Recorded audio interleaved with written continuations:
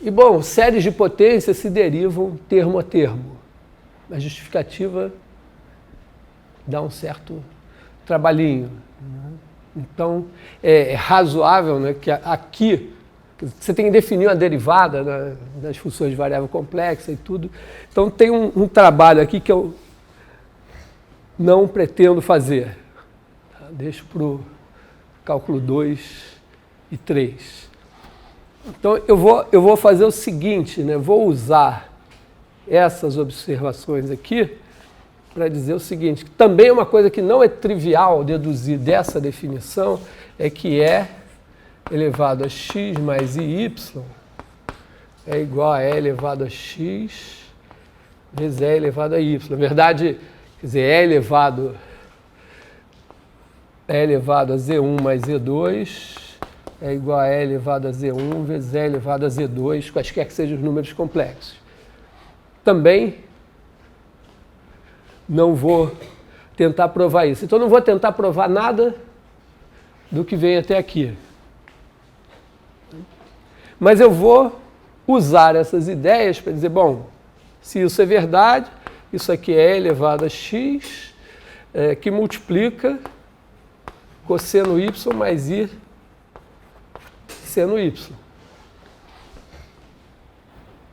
Bom, aqui eu estou em casa, eu sei o que é isso. Então, eu sei o que é isso, então eu vou inverter tudo. Eu vou dizer, isso é a minha definição.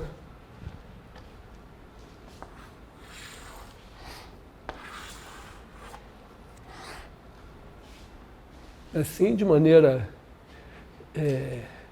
eu não sei se eu digo honesta ou desonesta, honesta no sentido que eu não estou escondendo para vocês que tem um monte de coisa por trás. Mas você vir com isso aqui como definição de E elevado a x mais IY é meio desonesto, né? Mas tem a vantagem que é a seguinte, a gente não precisa desenvolver nada da teoria de série de potências de funções complexas para trabalhar com essa função e saber o que a gente espera dela, e entender ela. Então, exercício, quer dizer, isso aqui é a definição, né? Quer dizer, se Z é igual a x mais IY, E elevado a Z é igual a E elevado a x cosseno Y mais I seno Y. Exercício, prove isso. Tá?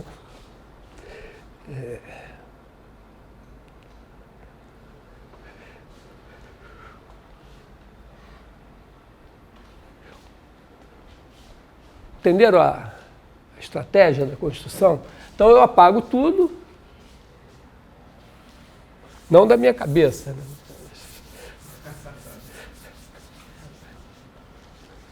Esqueço, olha.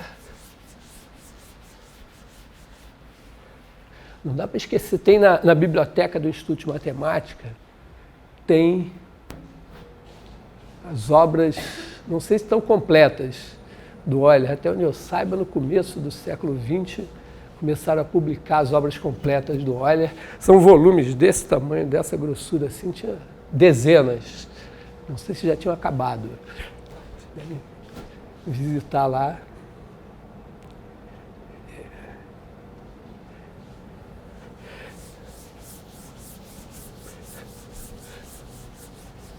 Então, nós usamos essa definição e nós pensamos em... uma grande propriedade da exponencial complexa é que a derivada dela é ela mesma. Imagina que a derivada... Será que é verdade que a derivada da exponencial complexa é ela mesma? Bom, derivada em relação a quê? Mas é fato, né, que se eu fizer E elevado a t vezes A, derivar em relação a t, isso aqui é A E elevado a t vezes A. Onde t é um número real, né? T está em R, e A é um número real fixo. Não é fixo, tá? É só o A que está fixo. Então, imagina que você pegue a derivada em relação a t de e elevado a t vezes a mais bi. Será que isso daqui vai dar a mais bi e elevado a t a mais bi? Esse é um exercício, a gente pode fazer. Você faz aqui e elevado a t a mais bi é igual a e elevado a ta vezes cosseno de tb mais i seno de tb. Que, aliás, está claro, né, que na hora que eu for derivar, eu derivo parte real e derivo parte imaginária, porque parte real é a primeira coordenada, parte imaginária é a segunda. Quando eu derivo, se eu escrevo u de t igual a x de t, y de t, o ponto de t é igual a x ponto de t, y ponto de t. Então, se eu escrevo, se em vez de escrever assim, eu escrever u de t igual a x de t mais i y de t, isso é a mesma coisa que escrever, então, vou ter u ponto de t igual a x ponto de t mais i y ponto de t. Então, aqui eu posso derivar e também posso derivar usando a derivada do produto. Isso aqui é um número complexo também, embora seja real. Então, se eu fizer, digamos que eu faça u de t igual a isso, então u ponto de t é igual a derivada desse, que é a elevado a ta vezes esse,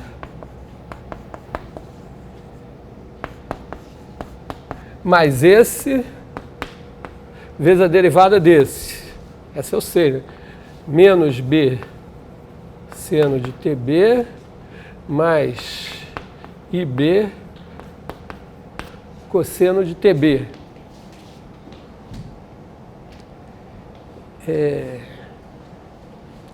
Tem i.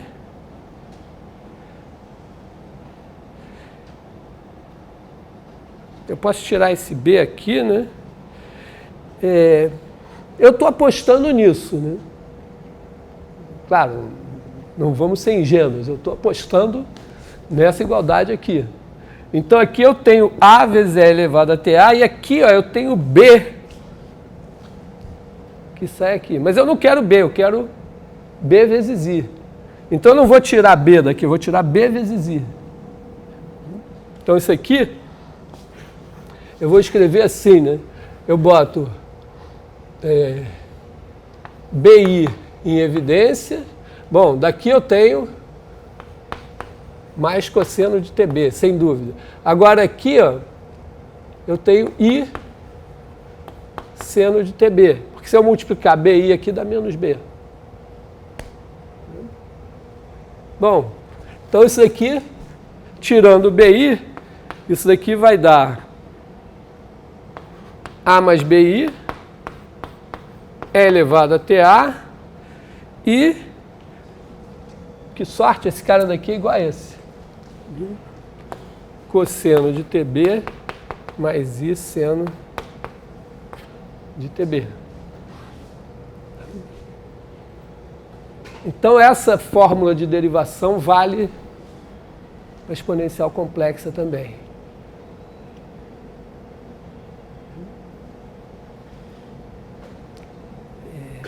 Isso vai ter consequências em equações diferenciais. Assim.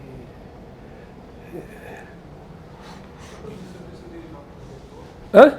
Preciso derivar com o vetor, é porque eu poderia derivar assumir que é uma constante.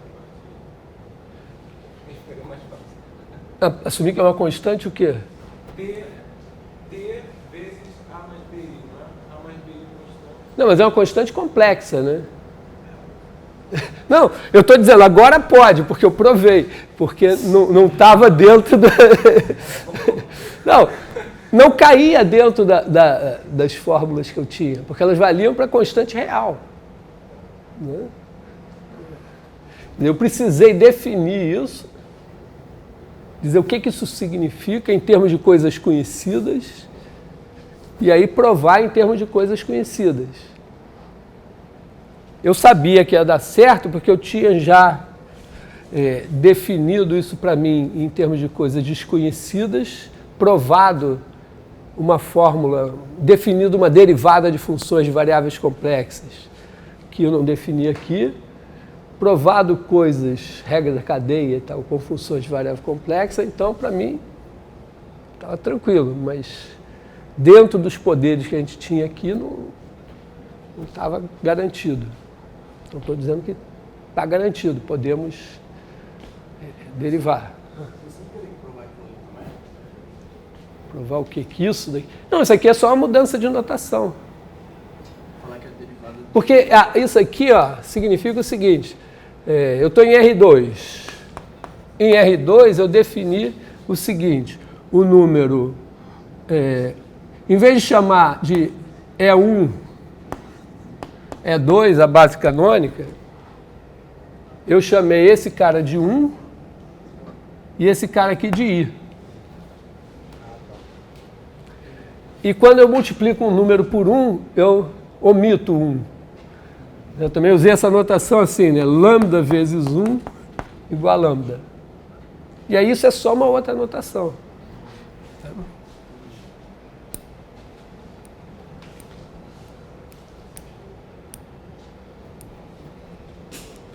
Bom, então eu posso derivar exponencial complexa. Eu não vou fazer nada com isso agora, mas é porque a exponencial vai desempenhar um papel fundamental quando você começa a querer resolver equações diferenciais. Quer dizer, você usa a derivada, a integral, para poder formular, frequentemente, leis da física. Tipo, força igual a massa vezes aceleração. E, eventualmente, você tem situações em que você quer a função que descreve um certo fenômeno, mas você não tem a função. O problema é encontrar a função a partir das relações que as leis da física dão para você. Então, tipo, exemplo, vamos dizer, você tem uma mola aqui presa numa massa aqui, aí você puxa essa massa até uma certa posição e solta, e aí você tem a lei de Hooke, se você andou x para cá, né, F é igual a menos K2x para uma certa constante. Quer dizer, x positivo, se o x anda para cá, o F está para cá. E aí, o problema é encontrar uma função que vai satisfazer isso. Você tem isso aqui é a massa vezes a derivada segunda, que é a aceleração, e aí você está dizendo que você conhece a aceleração em função da posição. Você conhece, para integrar é dizer, eu conheço a derivada, me diz a função, já é difícil. Agora, o problema é, imagina, eu conheço a derivada em função da função. Me diz quem é a função. Ou eu conheço a segunda derivada em função da função. Quer dizer, eu não conheço a segunda derivada, eu sei a relação dela com a função. Então, nos casos elementares, né, o tratamento disso recai, às vezes, em exponencial. Porque a equação diferencial mais simples é você dizer que a derivada é a própria função. E a solução é dada por uma exponencial. Esse problema aqui, quando você formula ele assim, ele se resolve lá eventualmente com exponenciais e tal. Mas às vezes aparecem uns números complexos lá na solução. E esses números complexos, você entende eles fisicamente, se você pensar assim, em vez de pensar que tem uma mola em repouso, aí você puxa ou empurra e tem uma força assim, imagina que tem um buraco aqui, tem um elástico preso lá atrás e a bolinha está aqui na posição de repouso, aí você puxa uma bolinha até aqui e aí você tem uma força para cá satisfaz a lei de Hooke. Tem uma mesa com furo, o elástico está preso lá no chão, o elástico passa através do furo, prende uma bolinha, você puxa a bolinha, solta ou dá um peteleco. Mas o peteleco é a grande sacada, você puxa, solta, ele anda em linha reta. Você puxa, dá uma velocidade inicial, ele é em linha reta. Mas a velocidade inicial, agora que está no plano, você pode dar um peteleco e aí ele não anda mais em linha reta. Então essa função deixa de ser uma função de R em R e passa a ser uma função de R em R2. E se você olhar o problema desse ponto de vista, pensar o R2 como os complexos, essa exponencial aqui vai desempenhar um papel decisivo. Então, por isso que eu estou falando nela aqui nesse momento. Como sempre, né, no ensino, a gente ensina antes uma coisa cuja relevância só vai aparecer mais à frente. Aí, obviamente, ela entra por um ouvido, sai pelo outro, e mais à frente você tem que ensinar de novo, fica puto, porra, não te ensinaram isso no cálculo 1, cara. Então, estou pelo menos avisando.